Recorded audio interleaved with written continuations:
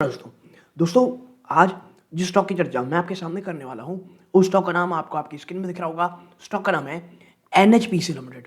और देखिए, आप देख रहे होंगे कि लास्ट ट्रेडिंग सेशन में स्टॉक 12 दिसंबर की बात है, स्टॉक जब क्लोज हुआ था ऑलमोस्ट आधे प्रतिशत से ज़्यादा की तेज़ी थी। और एनएचपीसी में ना पिछले मैं कहूँगा 2 से 3 दिनों में जिस प्रकार की एक न्यूज़ आई है, तो जो सवाल एनएचपीसी को लेकर के आ रहे हैं वो ये है कि क्या एक बहुत बड़ा टर्न अराउंड होने वाला है, क्योंकि अरुणाचल प्रदेश में एक बहुत अच्छी इन्वेस्टमेंट इनकी हो रही है। सरकार ने कुछ कमिटमेंट थी उसको वापस से दोहराया कि नहीं भैया हम उसमें अडिग हैं। इसके साथ साथ क्या एनएचपीसी को as a long term investor हमको अपने पोर्टफोलियो में रखना है, क्योंकि देखो एनएचपीसी और एक और स्टॉक जो इससे पहले मैंने चर्चा की हुई है एसजीवीएन, लोग बहुत ज़्यादा फ्रस्ट्रेटेड हैं। देखिए, मैं इसीलिए कहता हूँ अगर आप किसी स्टॉक में निवेश कर रहे हैं उससे पहले समझिए कि स्टॉक में प्रॉब्लम क्या है, इश्यूज क्या है। और मैं ये बार बार इसलिए कह रहा हूँ क्योंकि जब हम इस पर रिपोर्ट पढ़ रहे थे तो मुझे एक चीज़ जो बार बार देखने को मिल रही है, जो अक्सर लोग भूल जाते हैं बात करना। देखो, हो क्या रहा है कि जो नॉर्दर्न इंडिया है, सेंट्रल से नॉर्दर्न इंडिया में इनके सबसे ज़्यादा आप कह सकते हैं काम है इनके।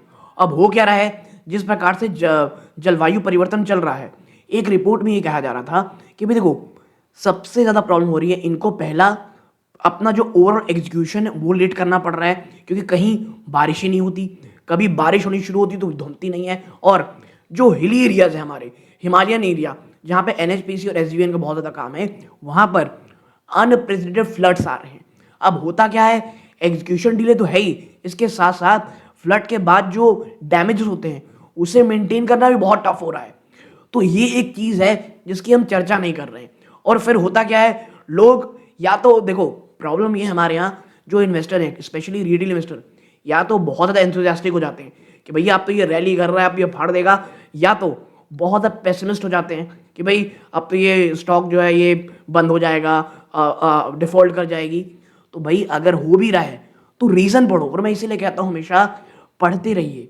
और मैं जो आपके सामने चीज़ें लेकर के आता हूँ, मैं ये नहीं कहता कि ये स्टॉक बहुत बुरा है बहुत अच्छा है। हाँ, स्टॉक में डेटा क्या कहता है, और इसीलिए वीडियो को पूरा देखा करें, भले ही टुकड़ों में देखा करें, ताकि आपको समझ में आए कि भैया अगर गिरावट होने के चांसेस हो सकते हैं तो उसके रीज़न क्या है, और अगर तेज़ी के होने के चांसेस हैं तो उसके रीज़न क्या है। और अब एनएचपीसी में बड़ा टर्न अराउंड की बात क्यों कही जा रही है, और एनएचपीसी जब तक बिटवीन 80 रुपीज़ के ऊपर ऑन द क्लोजिंग बेसिस नहीं आता तब तक तो कोई बहुत बड़ी तेज़ी होगी इसके चांसेस कम है। और इनका जो 52 वीक लो है कितना है, 71 रुपीज़ 71 रुपये, ये तोड़ना एनएचपीसी के लिए अब टफ है। और मैं इसलिए कह रहा हूँ कि भाई अगर आप एक बॉटम फिशिंग के लिए देख रहे हो और कंपनी डिविडेंड भी ठीक ठाक सा देती है तो क्यों एनएचपीसी एक अच्छी बैट हो सकती है।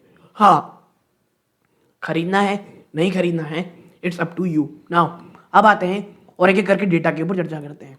आपसे एक दरखास्त है, इस वीडियो को लाइक करके और ज़्यादा शेयर ज़रूर कीजिएगा, ताकि बहुत सारे निवेशक जो एनएचपीसी में फंसे हुए हैं या एक रे ऑफ होप ढूंढ रहे हैं, तो कहीं ना कहीं ये आपको ज़रूर देखना चाहिए ना। सबसे पहले देखो, जो नियर टर्म ग्रोथ ड्राइवर है वो अब अचीव किया जा चुका है, और वो क्या है, शुभांश्री प्रोजेक्ट गोज लाइव। जी हाँ, दिसंबर 2025 में। ये क्या है, देखो जो most impactful short term news है, जो एक बहुत ही सिग्निफिकेंट प्रोग्रेस है, एक बहुत ही लंबे long delayed 2000 megawatt Subansiri lower hydro electric project जो अरुणाचल प्रदेश और असम को जोड़ता है, या इन दोनों स्टेट का है, ये प्रोजेक्ट ये अब लाइव हो चुका है। जो एक बड़ा अनाउंसमेंट एनएचपीसी ने सक्सेसफुली सिंक्रोनाइज किया हुआ है unit 2 250 megawatt of the Subansiri lower hydro कह सकते हैं प्रोजेक्ट कह सकते हो आप, ठीक है, with the national grid on December 2 2025। तो दिसंबर 2 की ही बात है। और ये मार्क क्या करता है, पहला major unit of this massive project to supply power for testing. ठीक है, तो ये पहली चीज हुई। फिर आगे आपको क्या समझना है कि भाई देखो एक सिग्निफिकेंस है। क्या है significance, unit wise commercial operation expect किया जा रहा है कि इस मंथ में हो जाएगा, दिसंबर 2025 में।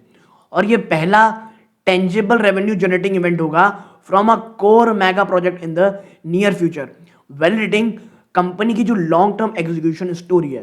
ठीक है, और प्लस कैपेसिटी इंपैक्ट। देखो सुबनश्री ये शेड्यूल है to commission its full 2000 megawatt capacity by December 2026। Full capacity 20,000 है और 2,000 मेगावाट है, उसका कुछ हिस्सा अब ओपन हो चुका है, लगभग 250 मेगावाट का। पूरा ऑपरेशन कब होगा? वो दिसंबर नेक्स्ट ईयर में। और ये सिंगल प्रोजेक्ट है, ये क्या बढ़ाएगा, इंक्रीज करेगा जो एनएचपीसी की कंसोलिडेटेड ऑपरेटिंग कैपेसिटी है, करेंटली जो अप्रॉक्सिमेटली 8,333 है, बाय नियरली 24%। और मैं इसीलिए कह रहा हूं, देखो आप अक्सर देखते होंगे कि जो कॉम्प्लेक्स हाइड्रो प्रोजेक्ट एरियाज हैं ऊपरी स्तरों पे, स्पेशली हिली एरियाज, जहां पे कह सकते हैं थोड़ा रिस्क ज्यादा रहता है, और नो डाउट ये रिस्क है, वहां पर ही सरकारी कंपनियां आती हैं। तो अगर आप एनएचपीसी, एसजीवीएन जैसे स्टॉक में निवेश कर रहे हो, आप समझो ये जो स्टॉक्स हैं वो ऐसे स्टॉक जहां पे प्राइवेट कंपनियां निवेश नहीं करती हैं।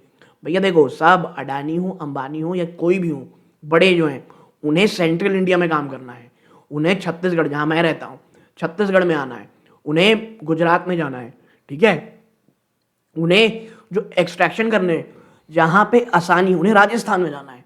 बट ऐसे एरियाज जो बहुत ज़्यादा कॉम्प्लेक्स होते हैं वहां कौन जाता है? वहां पे सरकारी कंपनियां जाती हैं। इवन अगर आप देखोगे तो जो टॉप रोड बनी हुई है वहां पे भी बीआरओ जाती है, बॉर्डर आप देख सकते हैं, जो बॉर्डर की जो रोड बनाती है बीआरओ। तो मैं इसीलिए कहता हूं सरकारी कंपनियां, कई लोग कहते हैं भी ये सरकारी कंपनियां हैं, कि वो इसीलिए हैं जहां कोई नहीं जाता, वहां कॉम्प्लेक्सिटी में काम इन्हें करना पड़ता है और इसीलिए इतना एग्जीक्यूशन डिले होता है। ठीक है ना, अब आगे बढ़ते हैं। Government रीअफर्म्स massive investment. ठीक है, देखो the union power minister Shri Manohar Lal recently ने प्रोवाइड किया है एक डिटेल्ड अपडेट लोकसभा में, जो स्ट्रांगली वैलिडेट करते हैं एनएचपीसी की ग्रोथ पाइपलाइन को और फंडिंग को। सबसे पहला है द बिग नंबर। एनएचपीसी और इनके जो जॉइंट वेंचर है वो करेंटली कंस्ट्रक्ट कर रहे हैं 8, जी हाँ 8 major hydro power project with a combined capacity of 8,514 megawatt at an estimated cost of 98,107 crore। ठीक है, सिग्निफिकेंस क्या है? This official confirmation of the total cost और कमिश्निंग टाइमलाइन, जिसमें दिबांग 2032, सुबनश्री 2026, पाकलडल 2026 है। माफ कीजिए अगर मैं नाम सही नहीं ले पा रहा हूँ, रियली सॉरी। और ये क्या दिखा रहा है? रीइंफोर्स करता है जो लॉन्ग टर्म इन्वेस्टमेंट थीसिस हैं। और ये क्या सिग्नल कर रहे हैं कि भाई साहब गवर्नमेंट की एक बहुत ही मजबूत कमिटमेंट है to push these project through despite execution और लॉजिस्टिक चैलेंज। देखो कई लोग ये कहते हैं कि भैया प्राइवेट कंपनियां बहुत कॉम्प्लेक्स प्रोजेक्ट भी बना रही है, जैसे ब्रिजेस। देखो ब्रिजेस बना रही है, नो डाउट, स्पेशली मेरी पर्सनली फेवरेट जो है वो एलएनटी टाइप की कंपनियां हैं, ठीक है। लेकिन इस प्रकार के हाइड्रो प्रोजेक्ट में ना बहुत सारी चीजें आती हैं, और सबसे बड़ी चीज जो होती है वो है कंटेजेंटी लाइबिलिटीज।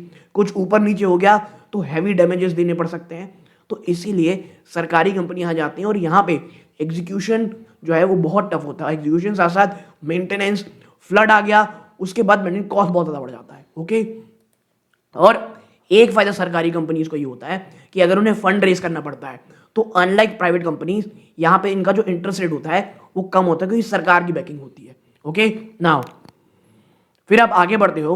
अब ऑपरेशनल डिटेल में अगर देखोगे तो कंपनी की जो टोटल इंस्टॉल कैपेसिटी है वो 7,771 मेगावाट पहुंच चुकी है अक्टूबर 2025 में, और जनरेट कर रहे हैं 23,015 मिलियन यूनिट्स बिटवीन अप्रैल और अक्टूबर। फिर तीसरा है फाइनेंशियल स्क्रूटनी और एनालिस्ट व्यू। देखो वाइल जो ऑपरेशनल न्यूज़ है वो तो पॉजिटिव है, लेकिन मार्केट रिएक्ट करता है, बहुत कर रहा है, बहुत ही कॉशन, क्योंकि जो रीसेंट फाइनेंशियल्स थे वो उतने अच्छे नहीं थे। देखो नेट प्रॉफिट उसमें 15% था ईयर ऑन ईयर, लेकिन स्टॉक फेल हुआ था 3% immediately after the announcement early November पास। ऐसा क्यों हो गया भाई साहब? देखो मार्केट को ये महसूस हुआ कि जो Q2 के रिजल्ट थे ना वो बहुत बड़ी मात्रा में मिस किए थे जो स्टेट की एक्सपेक्टेशन थी। और क्यों था? एक बहुत बड़ा जंप आया था इनके फाइनेंस कॉस्ट में, प्लस जो depreciation related to capitalise of the Parbati 2 project which achieve full commissioning earlier in April 2025। तो एनालिस्ट की क्या रेटिंग है? एनालिस्ट ये कह रहे हैं कि जो कंसेंस एनालिस्ट रिकमेंडेशन है वो होल्ड की है और एवरेज टारगेट प्राइस 90 रुपए का है। तो भाई देखो suggesting the long term potential already factor into the current valuation जो लगभग 24.3 की है, लेकिन अब स्टॉक और ज़्यादा टूट चुका है नवंबर से अभी तक। तो मैं इसीलिए कह रहा हूं कि यहां से बहुत ज़्यादा टूटना टिल 70 रुपीज तोड़ कर जाना बहुत ज़्यादा टफ है। और अब पिछले जो क्वार्टर में जो सबसे बड़ी प्रॉब्लम हुई है फ्लड के कारण, जो या तो कह सकते हैं पावर जनरेट नहीं हो पाई, बहुत सारे इश्यूज आए, बट वो पार्ट अब जा चुका है। अब इस बार ऑपरेशन बहुत अच्छा होगा। और मैं हमेशा कहता हूँ, जब ऑलरेडी आपका स्टॉक बहुत ज़्यादा क्रैश हो चुका हो और अगर क्वार्टर 3 में यानी दिसंबर में एक एवरेज या अबव एवरेज भी नंबर आ जाता है, तो आप देखेंगे कि बहुत ज़्यादा ऊपर ना जाए, लेकिन अब गिरावट नहीं होगी। और मुझे पर्सनली लगता है कि मार्च में तक, यानी मार्च के साल के अंत तक, स्टॉक आपका एटलीस्ट यहाँ से तो अबव 90 रुपीज़ के आसपास जाता हुआ दिखाई दे सकता है। तो मुझे ये लगता है स्टॉक ऐसा है, हाँ डिस्क्रिप्शन रूप में मेरी फैमिली स्टॉक में इन्वेस्टमेंट नहीं है दोस्तों, बट जब ऑलरेडी इतनी ज़्यादा गिरावट हो जाए प्लस कुछ पॉजिटिव कैटलिस्ट आपके सामने हो, बस एक प्रॉब्लम है, एग्जीक्यूशन थोड़ा बहुत हो जाए, कोई अनएक्सपेक्टेड नेगेटिविटी ना आए, उसके लिए न्यूज़ को ज़रूर फॉलो करते रहिएगा। बट मुझे लगता है एनएचपीसी अब वाकई में बहुत सारी नेगेटिविटी प्राइस इन कर चुका है दोस्तों। यहाँ तक जुड़े रहे, बहुत बहुत धन्यवाद। ये वीडियो का अंत है। जय हिंद।